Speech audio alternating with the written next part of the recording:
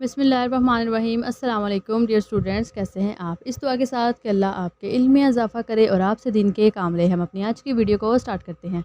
आज की वीडियो का टॉपिक जो हमारा है वो है think not all is over. सोचो नहीं कि सब ख़त्म हो गया है, और इसकी एक्सरसाइज को हमने करना है। अल्लाह का नाम लेकर अपनी एक्सरसाइज को स्टार्ट करते हैं। सबसे पहले है glossary. Wailing, crying with pain, रोना, ग्रीफ और एंगर, गुस्से और गम का शिकार। शिवर, कांपना, शेक, ट्रेम्बल। ब्लॉसम, खिलना, फ्लावर। शेल, गा। वेरी, वेरी टायर्ड और बोर्ड, बहुत थकना और बोर्ड हो जाना। Dreary, dull and making you feel sad, उदास होना। चेरिश्ड, डियर, अजीज़। इंड्योर, बर्दाश्त करना। टू टॉलरेट, टू बियर, बर्दाश्त करना। उसके बाद नेक्स्ट है oral communication skill. Work in pairs, use these greetings and questions to get personal information. के जो नीचे दिए गए आपके ग्रीटिंग्स हैं, आपने इनको इस्तेमाल करना है सवालात में और दूसरे से उसकी ज़ाती मालूमात लेनी है। जैसे फर्स्ट है ही या हेलो या अस्सलाम वालेकुम कहेंगे, then good morning, then what's up, how are you, आप कैसे हैं, और व्हाट इज़ गोइंग ऑन, या क्या हो रहा है। फिर व्हाट इज़ योर नेम, कि आपका क्या नाम है। What should I call you, मैं आपको क्या जो हूँ वो कह के बुलाऊंगा। May I have your name please, क्या मैं आपका नाम जान सकता हूँ, ये जान सकती हूँ। वेयर डू यू लिव, आप कहाँ रहते हैं। वेयर आर यू फ्रॉम, और आप कहाँ से हैं। डू यू वर्क, ये क्या आप काम करते हैं, स्टडी या पढ़ते हैं। आर यू स्टूडेंट और अ प्रोफेशनल, के क्या आप जो है वो कोई पेशा वराना है या आप जो है वो तालिब इल्म है।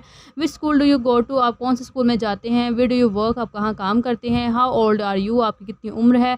वैन वेयर यू बोर्न, आपका पैदा हुए। Do you have any brothers and sister, के आपके कोई भाई या बहन है। Could you tell me a bit about your family, कि आप मुझे अपनी फैमिली के बारे में कुछ बता सकते हैं। What is your favourite activity, आपकी जो पसंदीदा सरगर्मी एक्टिविटी कौन सी है। व्हाट इज़ योर हॉबी, और हॉबी जो मुश्किल है वो कौन सा है। What do you want to be in the future, आप मुस्तकबिल में क्या बनेंगे। What are your personal goals in life, के आपके जो है अपने ज़ाती गोल या मकासद क्या है ज़िंदगी में। अच्छा, अब उसके बाद में यहाँ पे हमें सवाल दे दिए गए थे और इधर अब कहा है कि आपने उनके जवाब देने हैं।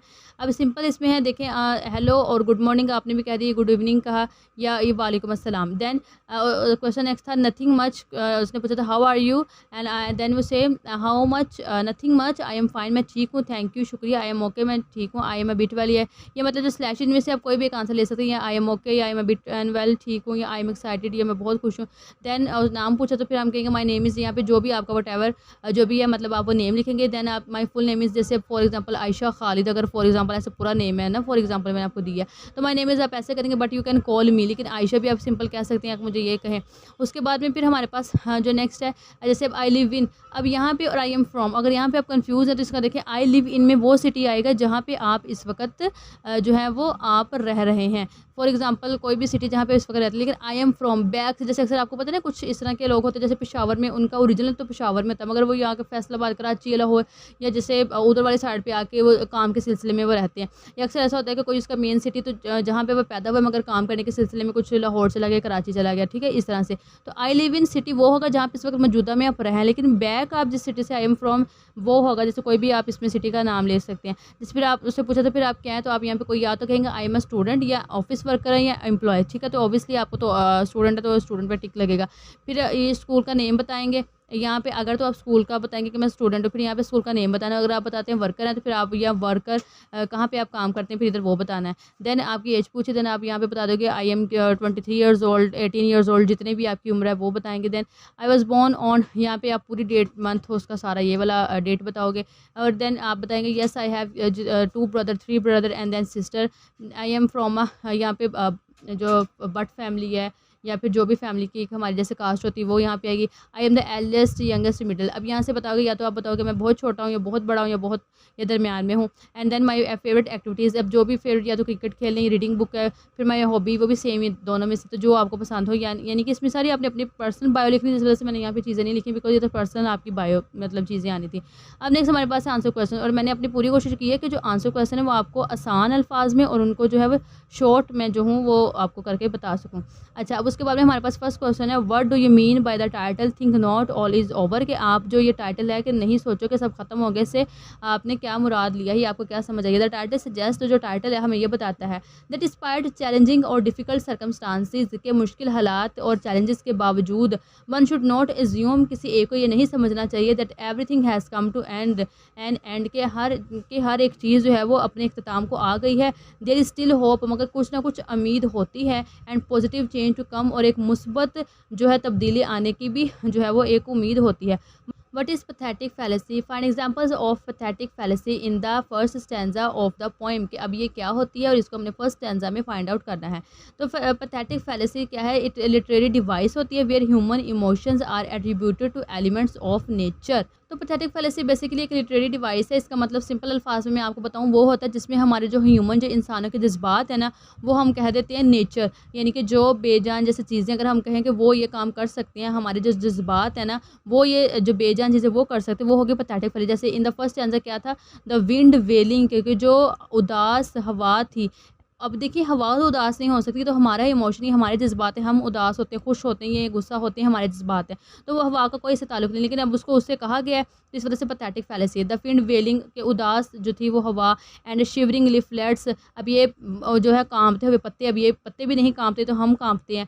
और रिफ्लेक्ट द ह्यूमन इमोशन, तो ये क्या करते हैं, ह्यूमन जो इंसान है उनके जज्बात की अक्कासी करते हैं, ऑफ सैडनेस, उदासी की, ऑन टू नेचर, नेचर के ऊपर। अब नेक्स्ट उसके बाद क्वेश्चन है, explain the poet use of think not as a negative statement, के जो पोइट ने थिंक नॉट का एक नेगेटिव मनफी स्टेटमेंट में ली है टू से समथिंग पॉजिटिव और फुल ऑफ होप, कि उसने थिंक ऑफ नॉट का तो यूज़ किया है, मगर उसने किस तरह से पॉजिटिव सेंस में उसको यूज़ किया है, तो उसने कैसे किया है, it is a way of urging readers, कि ये एक ऐसा तरीका है रीडर्स यानी कि जो पढ़ने वाले हैं उनको जो है वो फोर्स करने के लिए, कि नॉट टू लूज़ होप, या उनको ये बताने के लिए कि वो उम्मीद को मत छोड़ें, या उदास मत हो, या मायूस मत हो। सजेस्टिंग दैट, ये भी बताता है positive outcomes are still possible, कि जो मनफी जो मुस्बत जो आने वाली जो चीज़ें हैं वो अभी भी आ सकती हैं, वो अभी भी स्टिल पॉसिबल, वो अभी भी जो है वो मुमकिन है। अब next select the items from the poem that explain the idea, कि आपने पोएम से नज़म से ऐसे आइटम सेलेक्ट करने हैं जो ऐसे आइडिया को बयां करें, दैट एवरी डिफ़िकल्ट और सैड सिचुएशन, के हर मुश्किल और उदास या जो है गमगीन जो हालत है, हैज़ अ कम्फर्टिंग और मोर होपफुल एस्पेक्ट, उसके अंदर कोई ना कोई उम्मीद होती है। अब ये हमारी जो लाइन्स थी, lines about autumn leading to spring, अब ये लाइन हमें ये बताती थी कैसे, जैसे ऑटम में हमने ये पढ़ा था कि ऑटम में क्या होता है कि पत्ते झड़ते हैं, लेकिन जैसे स्प्रिंग बाहर आती है एकदम से नए नए रिवाइव मिलते हैं चीज़ों को, ज़िंदगी दोबारा मिलती है चीज़ों को, कि वो दोबारा से ज़िंदा होती हैं। सेम इस तरह से कि अगर मुश्किल हालात हैं तो फिर जो है वो आपके लिए आसानियाँ भी आएंगी। जैसे फिर कोल्ड अर्थ, जो ठंडी ज़मीन कहा गया था, जैसे वो बेजान बंजर, leading to songs and sunshine, अब यहाँ पे सॉन्ग्स और सनशाइन को क्यों आया था, कि अगर ज़मीन ठंडी बेजान है तो सॉन्ग सनशाइन के रोशनी फिर आएगी, फिर उसी से था। And weeping for a night leading, के अगर अकेले रातों में रोएंगे टू अ मॉर्निंग कन्वे, तो फिर एक सुबह भी उसमें होगी जिसमें एक रोशनी आएगी, जिसमें आपकी तमाम परेशानी जो है वो ख़त्म होगी। द आइडिया, तो ये हमें क्या चीज़ें देती हैं, आइडिया हमें देती हैं फाइंडिंग होप, एक उम्मीद ढूंढने का, and comfort even in difficult times, मुश्किल हालात में भी हमें ये एक कम्फर्ट देता है।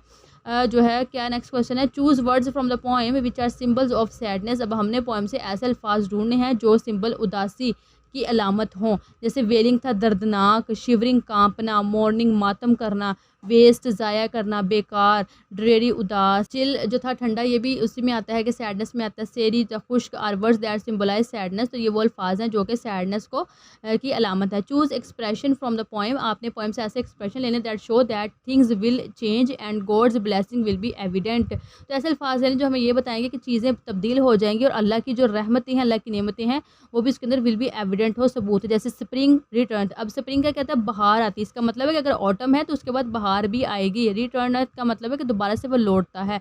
नेक्स्ट है ये हम एक वर्ड मिला था, गॉड स्टिल लिवलेथ, कि अल्लाह अभी भी मौजूद है। और नेक्स्ट है song and sunshine shall again return, के दोबारा से जो है वो गाने गीत और जो धूप है वो दोबारा से आएगी। एंड देन गॉड स्टिल लवलेथ, कि अल्लाह ताला अभी भी आपसे मोहब्बत करता है। तो इस तरह के हमारे अल्फाज थे जिनसे हमें ये बताया गया था कि जो एविडेंट है कि अल्लाह ताला आपसे मोहब्बत करता है और वो पॉजिटिव चेंज आएगा। अच्छा जी, अब नेक्स्ट है जी ये है ग्लोस वोकैबलरी है। अब इसके अंदर सबसे पहले हमारे लीफलेट है, इसका मतलब होता है पैम्फलेट, यानी कि कोई भी किताब चाहे जो रिटर्न में कुछ भी चीज़ हो। चिल है, कोल्डनेस है यानी कि ठंडा, और उसके बाद में है ड्रेरी उदास, ग्लोमी है, इंड्योर बर्दाश्त करना, टॉयलेट बर्दाश्त करना, वेलिंग है रोना, क्राइंग भी रोना, चेरिश्ड है ट्राइड, अब इसमें आप डियर भी कर सकती हैं, कोई अजीज़ चीज़ जो, ठीक है आपके। नेक्स्ट है होमोग्राफ, होमोग्राफ वर्ड्स वो अल्फाज होते हैं that have the same spelling, उनके सेम स्पेलिंग होते हैं बट हैव डिफरेंट प्रोनाउंसिएशन, मगर उनकी जो प्रोनाउंसिएशन है वो मुख्तलिफ होती है, एंड मीनिंग और उनका मायने भी होता है। जैसे अब ये है well a deep whole full of water है। अब इसमें देखिए जो एन और एडजेक्टिव है ये कभी आपके एन भी बन सकते हैं और एडजेक्टिव इनकी खूबी भी बन सकती है, ठीक है। अब इसमें जैसे आप फीलिंग ऑफ पीपल हैव, ये होती है कि अच्छा महसूस करना, और ये होता है कि क्या है कि होल है, ऑफ पानी के अंदर। अब नेक्स्ट है complete E sentence with the correct homograph from the word bank. अब ये जो हमें अल्फाज दिए इनको इस्तेमाल करके होमोग्राफ्स को हमने अपने इन सेंटेंसेस को कंप्लीट करना है। अब इसमें फर्स्ट वन है you have to wind the handle to the left. अच्छा, अब आपको इसमें जो विंड है ना, इस विंड का आपको पता है मतलब जो हम कहते हैं जैसे हवा तो नहीं है ना, अब इसमें यहाँ का मतलब आएगा घुमाना। अब ये यहाँ पे वर्ब का इस्तेमाल हुआ है, देखिए तुम्हें दस्ते को घुमाना पड़ेगा। अब उसने ये सेंटेंस कहा, अच्छा दस्ते को बाएं तरफ घुमाना पड़ेगा। अब आप यहाँ पे जो वर्ब है ना, वर्ब का मतलब आपको पता है काम। अब यहाँ पे उसने क्या कहा, यू हैव टू विंड, तुम्हें घुमाना पड़ेगा। तुम्हें क्या काम करना पड़ेगा, तुम्हें घुमाना पड़ेगा, ठीक है ना। अब इस वजह से यहाँ पे वर्ब आ गया, अब उसको तुम्हें बाएं तरफ घुमाना पड़ेगा। अच्छा, उसके बाद में नेक्स्ट है I looked along the row of books. अब यहाँ पे ये हमारा रो जो आया है ना, ये हमारा है एन में, यानी कि यहाँ पे रो आया है कितार, ठीक है, और एन आ गया है नाउन। अब यहाँ पे काम तो नहीं ना करा, काम तो यहाँ पे होगा आई लुक्ड, मैंने देखा था। अब यहाँ पे ये लुक्ड वो देख चुका था, ये उसका काम हो गया। Along the row of books, अब नाउन आपको पता है किसी भी चीज़ का नाम होता है, तो मैंने किताबों की कितारों के साथ उसको देखा। There was a tear in the corner of his eye, कि उसकी आंख का जो एक कॉर्नर था, कॉर्नर पे उसके वहाँ पे एक आंसू था। टीयर का मतलब होता है आंसू, और टीयर का मतलब होता है फाड़ना भी, लेकिन यहाँ पे टीयर का मतलब हमारा आएगा आंसू। अभी यहाँ पे नाउन है, क्योंकि यहाँ पे उसने कहा देयर वॉज अ टीयर के एक आंसू था, अब इसमें उसने ना काम की तो कोई बात नहीं, सिंपल यहाँ पे हमारे नाउन की बात हुई है। अच्छा, please keep close to the path, के प्लीज़ रास्ते के करीब रहें। अब यहाँ पे क्लोज का मतलब होना है, यानी कि आपको पता है एडजेक्टिव ही क्यों है, खूबी या खामी होती है किसी चीज़ की। अब यहाँ पे उसका क्लोज है, उसकी खूबी बता रहा है कि रास्ते के बिल्कुल आपने जो है वो करीब रहना है। Keep a record of your expenses, अपने अखराजात का जो है वो आप रिकॉर्ड रखें। अब यहाँ पे ये नाउन आया है, कैसे नाउन आया, देखिए यहाँ पे कीप रखना, ये काम तो वो कर रहा है ना, रखना, ये तो हमारा हो गया। अब नेक्स्ट हमारा क्या आ गया, नाउन हमारा इधर आ गया। अब make sure you record the date you both the tickets, तो मेक श्योर करना है कि आपने जो टिकट्स खरीदी आपने उनकी रिकॉर्ड रखनी है। अब ये हमारा वर्ब आया, क्योंकि यहाँ पे उसने उसे काम बताया कि तुमने क्या काम करना है, तुमने रिकॉर्ड रखना है। Then we do not row about the money, कि हम पैसों के मामला में तनाज़ात नहीं करते, उसके मामला में हम मामले में नहीं लड़ते। अब यहाँ पे ये रो क्यों आया, यहाँ पे काम आया ना उसका, क्या काम आया कि हम नहीं लड़ते, ठीक है, पैसों के मामले में। Then wind speed reach 102 mph last night, के रात को जो हवा थी वो 102 मीटर की रफ्तार पर चली। अगेन यहाँ पे ये हमारा नाउन है, बिकॉज यहाँ पे तो काम तो नहीं ना, यहाँ पे उसका यहाँ तो नाउन सिंपल उसका नेम आया। The watch was a present from my mother, के जो ये घड़ी है वो मेरी वालदा की तरफ से मेरे लिए एक तोहफा है। तो अगेन ये नाउन है, ये सिंपल एक बात का जिक्र हुआ है। Please present your boarding card at the gate. अब यहाँ पे देखें, ये प्रेजेंट, यहाँ पे प्रेजेंट करना, किसी चीज़ को पेश करना, ये उसको काम, उसे क्या कहा, प्लीज़ प्रेजेंट, पेश करो, मतलब ये काम आ गया। वर्ब हमारे इस तरह से आ गया, अपना बोर्डिंग कार्ड को गेट पे जो प्रेजेंट करो, मतलब पेश करो, इस तरह से वर्ब है, ठीक है। अब आपको आई एम श्योर कि समझ आ गई होगी। नेक्स्ट है एडजेक्टिव्स। अब एडजेक्टिव सिंपल बात में आपको पता है, एडजेक्टिव इसे कहते हैं किसी भी चीज़ की खूबी को या खामी को। अगर कोई इंसान में खूबी, अगर हम कहते हैं राइटिंग, इसकी राइटिंग बहुत अच्छी है, राइट वेल, तो मतलब हम उसकी तारीफ बयान कर रहे हैं। और अगर हम कहते हैं कि वो बहुत स्लो दौड़ता है, तो हम उसकी खामी बयान करते हैं, ठीक है, ये होता है adjective. Then there are 3 degrees of adjectives, के 3 डिग्री की एडजेक्टिव होती हैं इंग्लिश में। These are positive, comparative and superlative. अब ये 3 कौन सी होती है, एक तो होती है पॉजिटिव होती है, एक कंपैरेटिव, एक होती है सुपरलेटिव डिग्री होती है। वो यूज़ द पॉजिटिव डिग्री, हम जो पॉजिटिव डिग्री को इस्तेमाल करते हैं of an adjective when no comparison is seen, जब कोई भी मुकाबला नहीं देखा जाता। अच्छा, अब यहाँ पे मैं आपको एक ट्रिक बताती हूँ। देखो जो कंपैरेटिव है ना, कंपैरेटिव का आपने कैसे याद रखना है, अगर आप भूल जाएंगे कंपैरेटिव में हमें क्या करना है। देखो कंपैरेटिव से समझ आ रहा है मुकाबला करना, कंपेयर करना, ठीक है ना। तो इधर से आपने इस चीज़ को याद रख लेना है। तो कंपैरेटिव मतलब मुकाबला करना, इसमें हम क्या करते हैं, हम इसमें मुकाबला करते हैं 2 चीज़ों के दरमियान। जैसे हम कहते हैं it is bigger than this, या he is better than you, मतलब 2 चीज़ों के दरमियान हमने मुकाबला कर दिया। तो अब उन्होंने हमें कहा कि हम पॉजिटिव वो होती है जिसमें हम कोई भी मुकाबला नहीं करते, जैसे कोल्ड है, स्मॉल है, सिंपल सी बात होगी। अब next comparative degree of an adjective is used, ये इस्तेमाल होती है व्हेन 2 पर्सन, थिंग्स, प्लेसेस और ग्रुप्स आर कंपेयर्ड। अब जब इसके अंदर हम या तो 2 इंसान या 2 चीज़ें या 2 जगह या 2 ग्रुप हैं, उनके अंदर जो है हम क्या करते हैं, उनके दरमियान मुकाबला कर देते हैं। अब नेक्स्ट है वो यूज़ सुपरलेटिव डिग्री। अब सुपरलेटिव डिग्री का हम इस्तेमाल कब करते हैं, when more than 2 person, places, things और ग्रुप्स आर कंपेयर्ड। अब इसके अंदर सुपर में आपने ये देखें, सुपर का मतलब होता है बेस्ट चीज़, हम कहते हैं तो बहुत ही सुपर है, मतलब वो हम बेस्ट उस चीज़ को कहते हैं, बहुत ज़बरदस्त चीज़ होना। लेकिन इसके अंदर भी हम क्या करेंगे, इसके अंदर अगर तो ज़्यादा हमें 2 से ज़्यादा पर्सन मिल रही हैं, जगह मिल रही हैं, चीज़ें मिल रही हैं, तो हम तब इसके अंदर जो है वो इसका कंपैरिजन करेंगे, और इसमें हम स्मॉलेस्ट, हैवीएस्ट, बेस्ट करेंगे। अब एडजेक्टिव्स ऑफ 1 और 2 syllable often form their comparatives by adding ER। अब यहाँ पे देखिए सिलेबल क्या होता है कि जब हम एक वर्ड को अगर प्रोनाउंस करते हैं तो उसका हम स्मॉलर यूनिट्स देखते हैं। जैसे फॉर एग्जांपल अगर वर्ड बुक है तो इसको एक ही गो में बुक को हमने प्रोनाउंस कर दिया। लेकिन अगर मैं जैसे फॉर एग्जांपल हम वर्ड बोलते हैं बटरफ्लाई, तो उसका पहले बट फिर अर, फिर फ्लाई, मतलब इस तरह से डिवाइड होते हैं। तो ये हमारा होता है सिलेबल। अब यहाँ पे उन्होंने ये कहा कि अगर हमारे एडजेक्टिव ऐसे हों और या तो एक या दो सिलेबल उसके अंदर हों, तो हम क्या करेंगे, उनका कंपैरेटिव हम उसके आगे ER लगा देंगे। और सुपरलेटिव का हमारा क्या होगा, उसके साथ हम EST लगा देंगे। और पॉजिटिव फॉर्म ऑफ एडजेक्टिव, जैसे मिसाल के तौर पर उन्होंने कहा पॉजिटिव अगर टाल है तो कंपैरेटिव उसका होगा टालर, मतलब ER, और सुपरलेटिव में होगा टॉलेस्ट। अब नेक्स्ट हमारे रूल, यहाँ पे कुछ रूल्स हैं जो हमने इनको याद करना है ताकि अच्छे तरीके के साथ हम इसकी बाकी की जो डिग्रीज है उनको अच्छे तरीके के साथ क्लियर कर सकें। अच्छा, अब जैसे फॉर एग्जांपल फर्स्ट वन यहाँ पे है when an adjectives end in E only R and ST are added, मतलब कि जब भी हमारा कोई एडजेक्टिव जो है वो एंड होगा, उसके लास्ट पे ई होगा, तो हम उसके साथ आर को ऐड कर देंगे। आर किस में होगा, हमारा कंपैरेटिव में, और ST हमारा जाएगा सुपरलेटिव। जैसे फाइन था, देखिए इसमें ई एंड हुआ, हमने आर लगा दिया, फाइनर बन गया, कंपैरेटिव में चला गया, और ST हमने इसके साथ लगा दिया, सुपरलेटिव बन गया।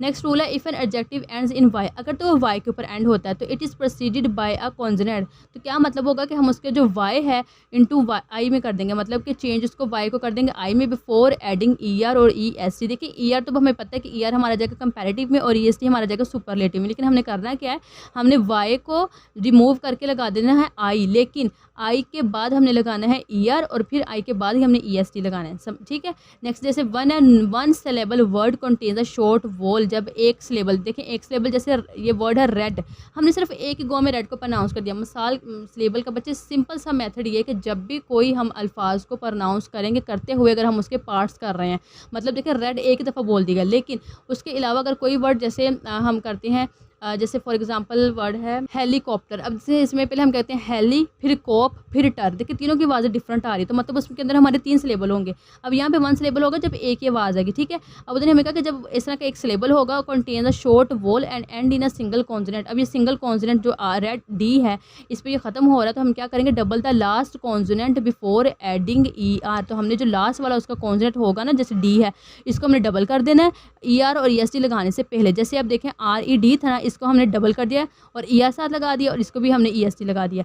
Next the adjective which follows these rules, अब जो तो इस तरह के एडजेक्टिव्स होंगे ना जिस तरह के रूल्स को जो है वो फॉलो करेंगे, आर कॉल्ड रेगुलर एडजेक्टिव्स, तो ये हमारे होंगे रेगुलर एडजेक्टिव्स। लेकिन some adjective do not follow these rule, लेकिन कुछ ऐसे एडजेक्टिव्स होते हैं वो इन जो रूल्स असूल उनको फॉलो नहीं करते, they are called irregular adjective, तो हम उनको इर्रेगुलर एडजेक्टिव कहते हैं। सिंपल उसके मतलब बात का ये है कि देखिए यहाँ पे हमारे स्पेलिंग सेम आ रहे हैं, थोड़ा सा हमने चेंज किया वो बन गया, लेकिन यहाँ पे आप देखिए गुड का बेटर है, फिर बेस्ट है, बैड का वर्स्ट है और फिर वर्स्ट है। अब ये तीनों आप देखें एक दूसरे में कितना ज़्यादा इनका ऑपोजिट कितना डिफरेंस है, तो ये हमारे होंगे इरेगुलर। नेक्स्ट है adjectives of more than 2 syllables, ऐसे एडजेक्टिव जिनमें 2 से ज़्यादा सिलेबल हों, often form the comparative and superlative by having more and most before the positive form. हमने क्या करना है, उनके सामने मोस्ट और मोर को लगाएंगे। जैसे अब देखिए कर्जियस है, मोर कर्जियस, मोस्ट कर्जियस हो गया, difficult, more difficult, most difficult. कैसे देखें, अब हम कर्जियस को बोलते हैं, देखिए कर जी अस, 3 सिलेबल हो गए ना, उन्होंने हमें क्या कहा, मोर देन 2 सिलेबल, जिसमें ऐसे अल्फाज जिसके अंदर 2 से ज़्यादा सिलेबल होंगे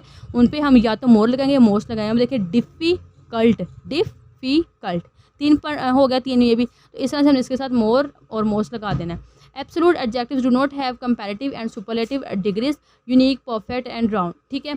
अच्छा, अब नेक्स्ट है हमने कहा है, उन्होंने हमें कहा है right the comparative and superlative degree of the following adjectives. अब ये हमारे पास दे दी गई, अब हमने इनकी क्या करनी है, हमने लिखनी है। मैंने यहाँ पे सिंपल करके यहाँ पे लिख दिया है। अब जैसे फर्स्ट हमारे पास था ग्रेट, तो अब हमने लगा दिया ग्रेटर और ग्रेटेस्ट है। स्मॉल का तरीके स्मॉलर और स्मॉलेस्ट है। रिच, रिचर, रिचेस्ट, मतलब हैप्पी, हैप्पियर और हैप्पीएस्ट, खुश होना। Beautiful, more beautiful, most beautiful. देखें ब्यूटीफुल, अब इसमें 3 सिलेबल थे ना, मतलब हमने पढ़ा था कि अगर 3 सिलेबल से ज़्यादा होंगे तो हम मोर या मोस्ट लगाएंगे। अब देखिए चेरिश्ड, अब एक 3 बने थे, देखें मोर चेरिश्ड और हमने मोस्ट चेरिश कर दिया। अब देखें वेल्दी, तो वेल्दियर और ये वेल्दियर हो गया। पुअर का पुअरर और पुअरेस्ट, सही है। अब आपने एक दफ़ा सिर्फ रूल्स वो याद कर लेने और इंशाल्लाह फिर आपको ये मुश्किल नहीं होगी। सॉरी, आपको मैंने उनके मीनिंग नहीं बताए। देखिए जैसे ग्रेटेस्ट है, देखिए बहुत ज़्यादा चीज़, बहुत ज़्यादा अच्छी चीज़, बहुत बड़ा होना। स्मॉल, छोटा होना। रिच, अमीर है। हैप्पी, खुश है। ब्यूटीफुल, खूबसूरत है। चेरिश, जो अजीज़ चीज़ हो आपको। वेल्दी, अमीर है। पुअर और उसके बाद हो गया गरीब। अच्छा, अब आ जाती है पैराफ्रेजिंग। पैराफ्रेजिंग का मतलब ये होता है सिंपल सी वर्ड में कि अगर हमने मिसाल के तौर पे 3-4 लाइनें लिखी हैं, उनको पैराफ्रेज करना, उनको अपने अल्फाज में, उनके वर्ड्स को थोड़ा सा चेंज कर देना, उनको अपने अल्फाज में बयां करना। Paraphrasing is the rewording. देखिए रीवर्डिंग मतलब दोबारा से उस वर्ड को ज़रा चेंज कर देना। एंड रीस्टेटिंग ऑफ टेक्स्ट को, prose a poem in one on word. देखें वन ऑन वर्ड्स मतलब अपने अल्फाज में बयान करना। The paraphrase of a poem is always in prose form, ये हमेशा प्रोज फॉर्म में होती है।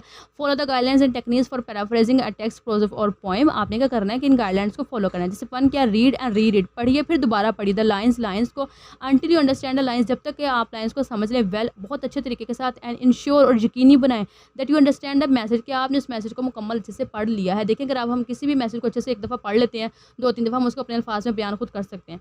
Change the vocabulary by choosing appropriate synonyms. Synonyms क्या होते हैं, मिलते जुलते अल्फाज। हमने क्या करना है, उसके अल्फाज को मिलते जुलते सिनोनिम्स के साथ हमने उसको कर देना है चेंज। नेक्स्ट है change the sentence structure and word order. अब हमने सेंटेंस स्ट्रक्चर को चेंज करना है वर्ड ऑर्डर को। जैसे मिसाल के तौर पे क्या होगा कि जो बात शुरू वाली होगी हम उसको लास्ट पे ले जाएंगे, लास्ट वाली को हम शुरू पे ले जाएंगे।